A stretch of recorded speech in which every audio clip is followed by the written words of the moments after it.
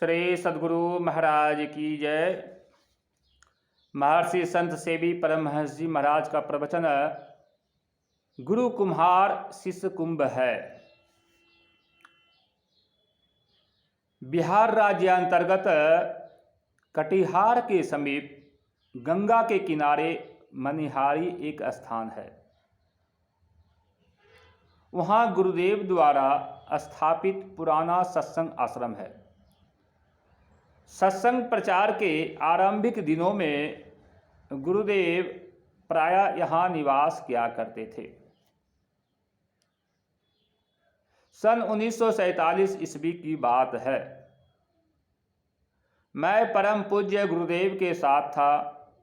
वहाँ आश्रम में सत्संग भवन से थोड़ी दूर पर गुरुदेव की एक अलग कुटिया थी जिसमें वे निवास करते थे। मैं सत्संग मंदिर के एक कमरे में रहता था।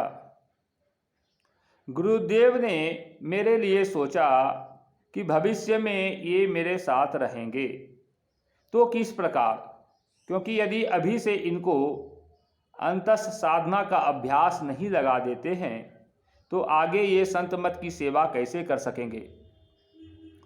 उन्होंने मुझे एक टेबल घड़ी दी और कहा, यह घड़ी लीजिए, इसमें सवेरे 3 बजे के पहले का अलार्म देकर रखिएगा।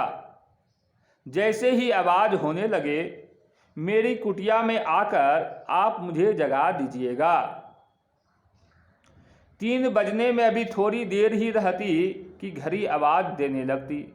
मैं उठ जाता और जैसे ही गुरुदेव के बरामदे में पैर रखता गुरुदेव मेरा नाम लेकर कहते, कौन? संत सेवी जी। मैं विनम्रता पूर्वक उत्तर देता, जी हाँ। गुरुदेव कहते, जाइए बैठकर ध्यान करिए। कितने दिनों तक यही कार्यक्रम चलता रहा।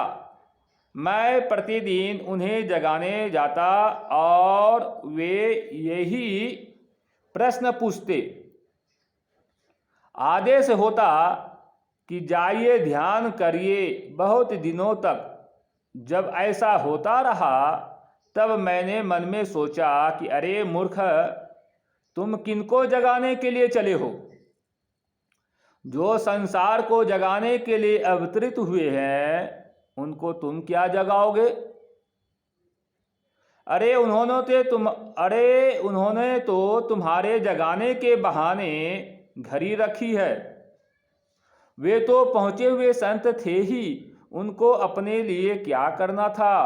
पर जो संत होते हैं वे लोगों के सामने एक आदर्श रखते हैं जिससे कि लोग उनका अनुकरण कर अपना जीवन कल्याण कर सके। मैं कैसे 3 बजे रात में ब्रह्म मुहूर्त में उठकर ध्यान चिंतन करूं? इसके लिए उन्होंने और अलार्म वाली घड़ी की व्यवस्था की थी। उनके आदेश अनुसार मैं ब्रह्म मुहूर्त में उठकर साधना करने लगा। संत कबीर साहब ने ठीक ही कहा है,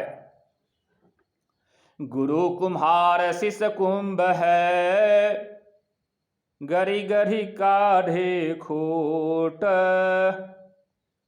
अंतर हाथ सहार दे, बाहर बाहे चोट। भगवान कृष्ण ने कहा है, अगर अंगराई लेते हुए भी मैं कार्य करना छोड़ दूं तो संसार नष्ट हो जाएगा। जो महान पुरुष होते हैं, संत लोग होते हैं, वे अपने उत्तम चरित्र से आदर्श दे जाते हैं।